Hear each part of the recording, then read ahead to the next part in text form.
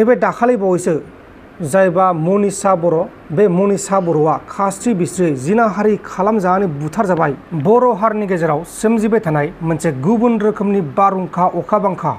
बे बारहुंखाया बारदों बर'मा हालामाव। सासे बर' आइजोआ सासे हारसा हौवाजों तालुकदार मुंनि सासे सुबुंजों खारलांदों। बे बाराव बर'जों बर' नङा, बे बाराव बर' आइजोआ हारसा हौवाजों खारलांदों। खुलुमबाय, नोंथांमोनखौ बयखौबो बरायबाय। मोनसे जोंनि समाजाव गले गले सोमजिबाय थानाय बारहुंखा। बे बारहुंखाया बारदों बाक्सा डिस्ट्रिक्टनि सिङाव थानाय बर'मायाव। बाक्सा डिस्ट्रिक्टनि सिङाव थानाय बर'मा हालामनि जारिपारा गामिनि थागिबि राजु ब्रह्मनि अनजालि बिसि पुदुमि ब्रह्मखौ मनज तालुकदार उर्फे टुप्रा तालुकदारा लानानै खारदों। दा बे सानैजों दोनखारलायदों। दा बिसोरखौ बेंगलर ना मुम्बाइआव दं बेखौ सन्देह खालामनाय जादों। मुम्बाइआव नङाबा बेंगलर दं, नङाबा माबा मोनसे जायगायाव दं, जायखिया सोनाबखिया दं होननानै सन्देह खालामनाय जादों। आरो बिक्सान थांखागोन होननानै बयबो बुंदों।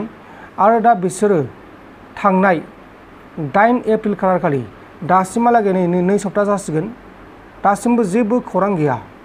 दा बेनिखायनो नैबे नुबाय थानाय टुप्रा बा मनज तालुकदार आरो नैबे नुबाय थानाय जायबा पुदुमि ब्रह्म, बै सानैखौ नुदोंबाथाय हमनानै दोन आरो हमनानै नैबे नाम्बाराव फन खालामनानै फोरमायहर।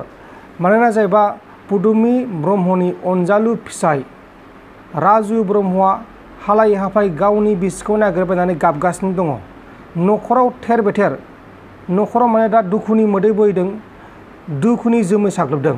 दा बेनिखायनो नैबे नुबाय थानाय जायबा मनज तालुकदार एबा टुप्रा तालुकदार बिसोरखौ हमनानै दोन आरो नैबे जायबा पुदुमि ब्रह्म बेखौ नुदोंबाबो हमनानै दोन। दा बिसोर गावसिनि महर मुस्रिखौ सोलायनो हानाय, नाथाय एसे साइडजों नायब्ला नोंथाङा बुजिनो हागौ बा नुनो मोननो हागौ।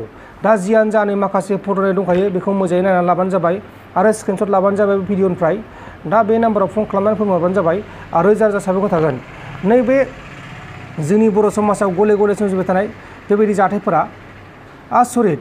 नै दाखालि बावैसो सासे जोंनि बर' सिख्ला जायबा साख्रि मावनाय, बेंकआव साख्रि मावोमोन, सोरखारि साख्रि मावोमोन पान्जाब नेसनेल बेंकआव, जायबा मनिषा बर', बे मनिषा बर'आ खास्रि बिस्रि जिनाहारि खालामजानानै बुथारजाबाय। प्लेनिं खालामनानै बुथारदों बेखौ। बेबो आरो रुमावनो, पुलिस बादानि 3 किल'मिटार गोजानाव थायोमोन बे रुमा। बे रुमाव थांनानैनो दुथांफोरा जिनाहारि खालामनानै बुथारबाय। दा बे जाथायाव लोब्बा थानाय हमबाय हमनाया, नाथाय बेबायदि जाथायखौ जों एसे सांग्रां जानांगौ। जायबा जोंनि बर' सिख्लाफोर बा बर' आइजोफोर बेबायदि हारसा हौवा गोसोथोग्रा बा हारसाजों थांग्रा एसे साबधान जानांगौ। मानोना जोंनि बर'नि बायदि जाया, जोंनि बर'फोरा गारबाय फंसे फंनै सोबागौमोन, बेबायदि बुथारलायामोन, जिनाहारि खालामनानै बुथारामोन। बे मोनसे 100% सियर खोथा। जोंनि बर'फोराबोथ' गारजादों, माखासेफोराबोथ' गारजादों, नाथाय बुथारनाय गैयाना जोंनियाव। अनेक मानसिफोरा गारजादों, अनेक मानसिफोरा फैसा जाजानो गारजादों। सोरबा 1 लाख, सोरबा 2 लाख, सोरबा 10 लाख 20 लाख जाजानानै फैसा गारजादों, माने फैसा जाजानानै गारजादों गावनि गार्लफ्रेन्डजों।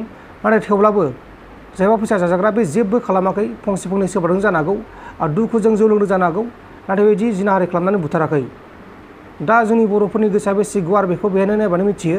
दा जियानो जादों लोगोफोर, बेखौ आं बुंफानाय जाबाय।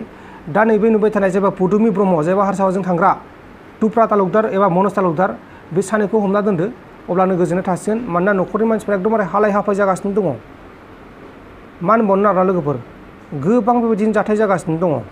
जेरावखि जाया नों थाया मानो न' फारसे गिदिंना फैफिन, आं नोंखौ दाबो लाखिफिनगोन। रायजोफोरा सोरबाफोर नैबे सावगारिखौ नुनानै सिनायोब्ला आरो बहाबा नुदोंब्ला जाहाथे आंनो नैबे स्क्रिनाव होनाय फन नाम्बाराव जगाजग खालामहरो। बेनि थाखायनो आं खावलायहरनाय जाबाय रायजोफोरनिसिम।